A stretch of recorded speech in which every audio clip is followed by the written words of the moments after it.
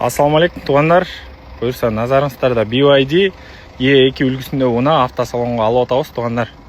Бұйырса басын бұч алып қойдық. 23 жылқы, емкость 93, ячейка жинди, состояниясы бодыр екен. Ушул жерде арқасына багажға шпаклевка деген жері бар екен. Ушул жерінде так в целом бары жақсы, состояниясы өтті идеал екен. Туғандар көрсеңіздер болады, базовый комплектацияда. Дөңгөлектерін бұл жолды 70 екен. Кімден кімге қызық болып отырған болса, қайрылсаңыздар болады туғандар. Ушул Кыргызстанга жеткенге чейин эле алып койсоңуздар, буюрса иншалла 9200 аласыздар туғандар. Под ключ 9200 сіздерге турат.